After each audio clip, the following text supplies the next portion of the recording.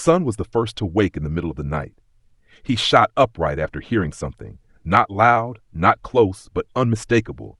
The soft clink of metal on metal, like dog tags brushing against a uniform button during a ceremony someone forgot to finish.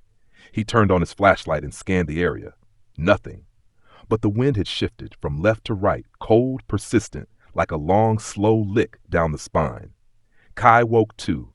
Tom was still asleep, but his head jerked slightly with each breath, eyelids twitching as if he was seeing something very real, from someplace very far away.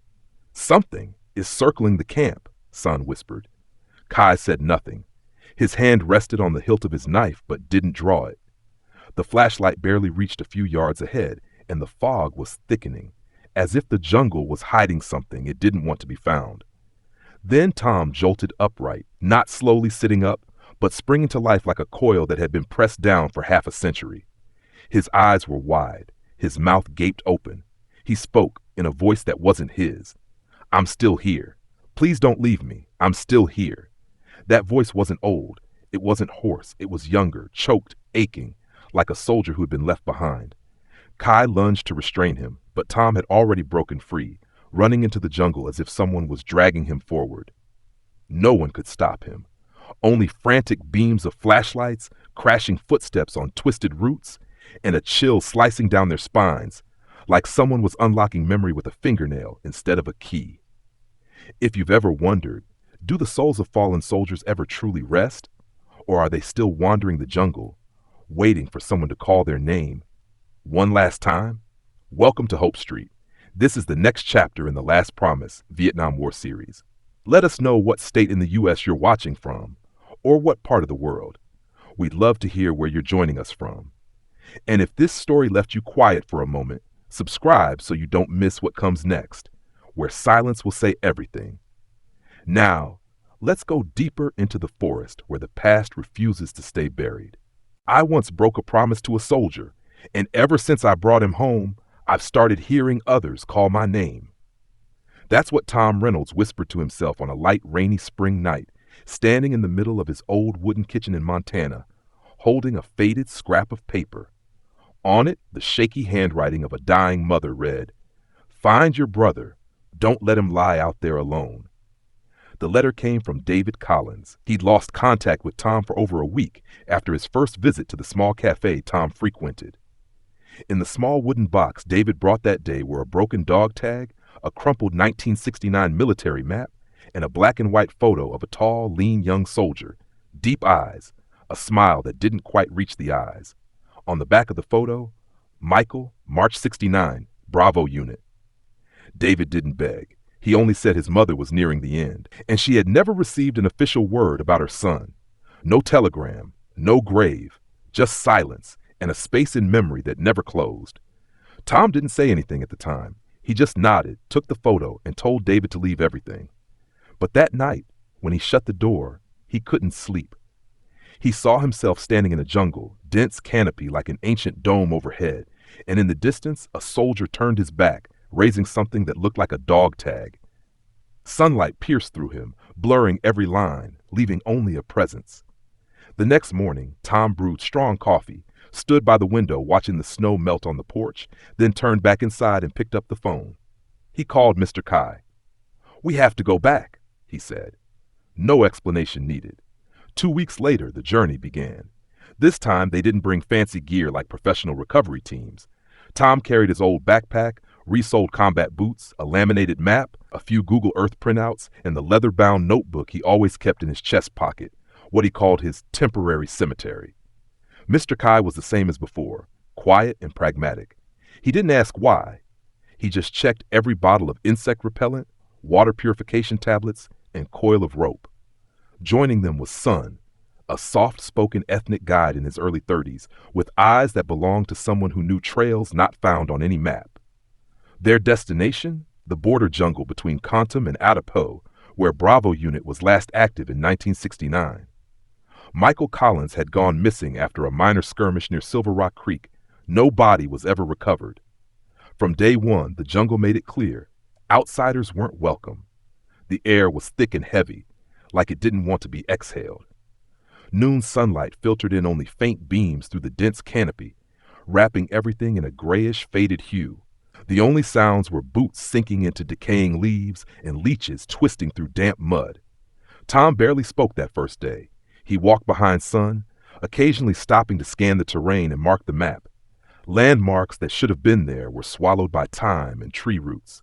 Sometimes they had to hack their way through overgrowth that seemed untouched for decades. Night fell early. By 5 p.m., the forest was pitch black, fast and fearsome. Few insects chirped. No birds sang, no wind stirred.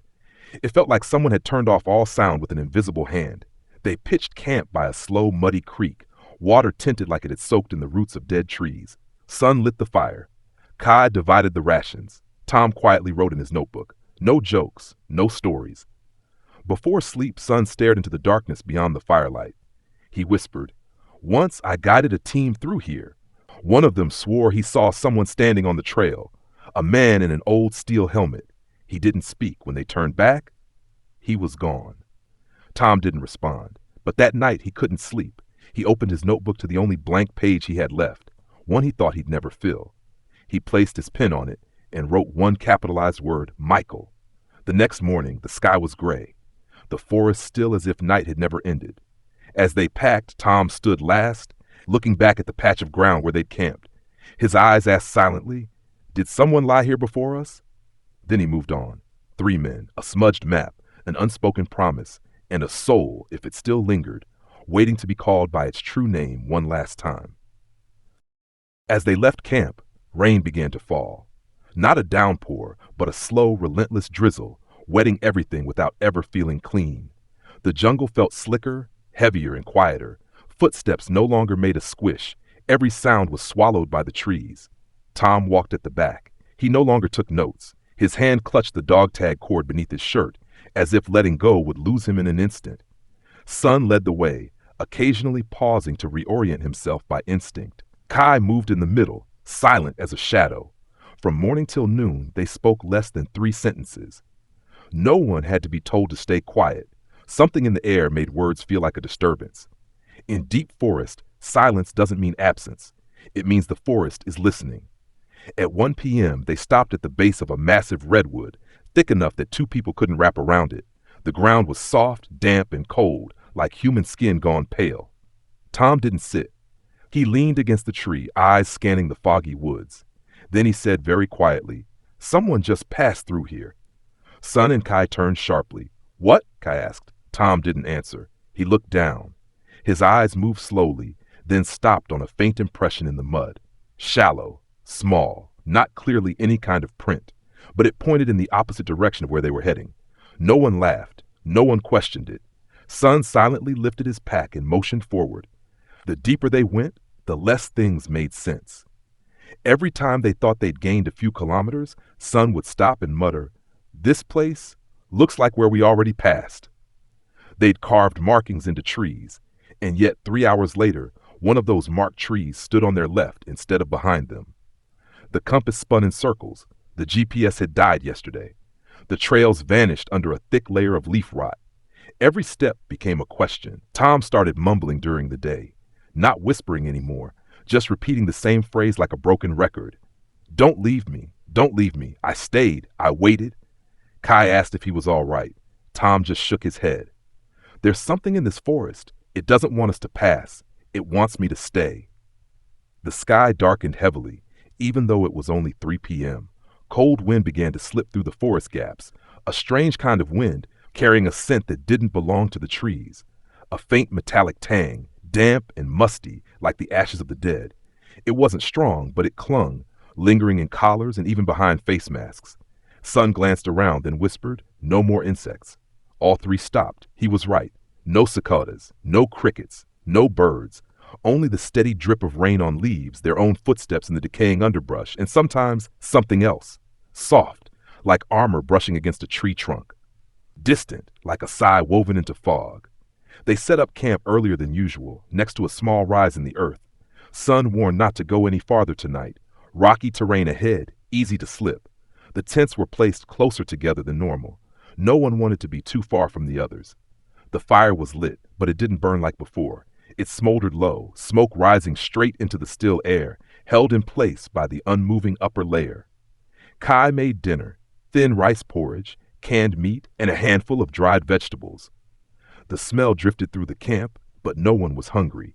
Tom sat with his head down, his fingers constantly brushing the inside of his collar, where the old dog tag beat softly with every heartbeat. His eyes were closed. Sweat formed at his temple, though the heat had long since faded. Kai sat beside him, gently tapped his shoulder. "You all right?" Tom didn't open his eyes, just nodded faintly. A while later, he opened them, staring into the fire, and whispered, "He was here. I can feel it." He didn't need to say who. The others already knew, Michael Collins. That night, the jungle didn't howl. It breathed softly, and that quiet was even more terrifying. Sun was the first to wake in the middle of the night.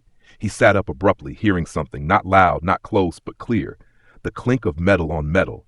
Like dog tags brushing a uniform button, he turned on his flashlight, scanned the camp.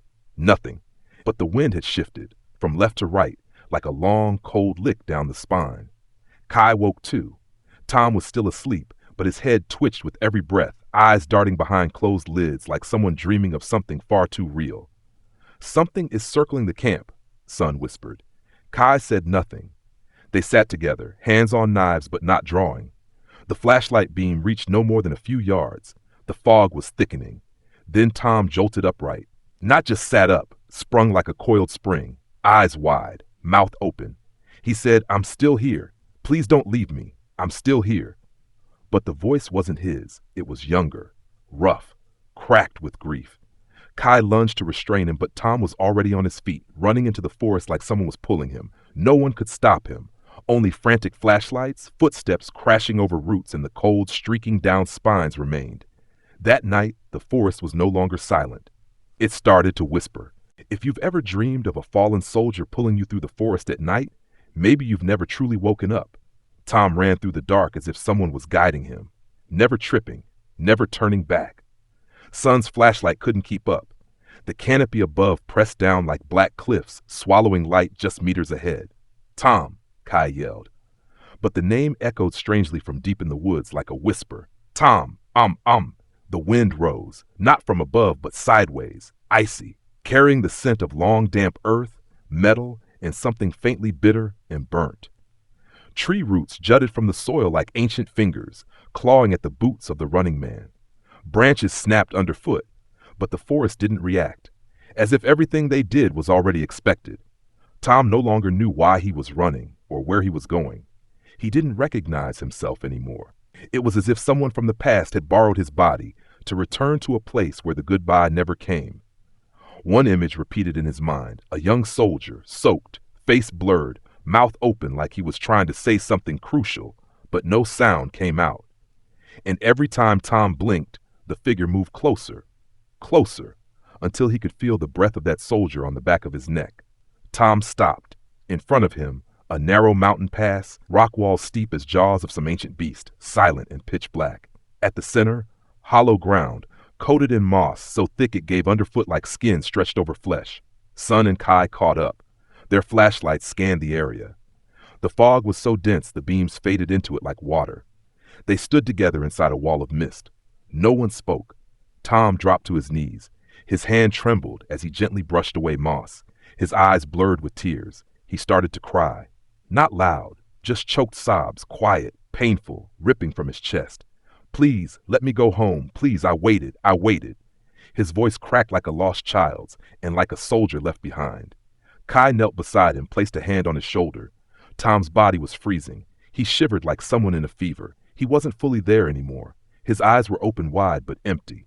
His lips moved, whispering fragmented English like an old war tape on rewind. "Left flank, contact, medic, don't leave me, Collins." Silence. No one dared speak. Sun swept the flashlight across the pass. A breeze touched their necks. On a nearby rock, the light caught a crude, faded drawing. Someone had once smeared it with dirt and fingers. A figure lying on its side, arms spread, head facing west. No one in the group had drawn it. It was already there. Just a few steps from where Tom knelt, the earth sank oddly, like it had once been dug up. But by who and when?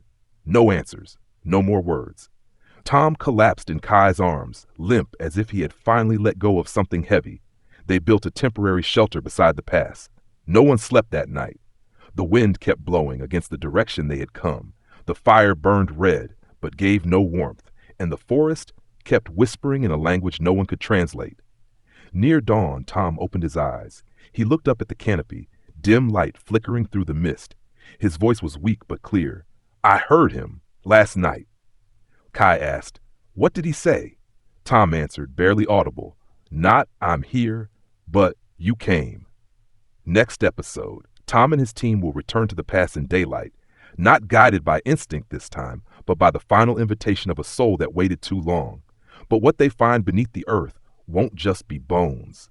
Did Michael Collins try to leave a sign? Or is there someone else, still not ready to leave? If you feel like something's still watching them in the forest, you're not alone. Subscribe to Hope Street for episode 6, Whispers Beneath the Soil.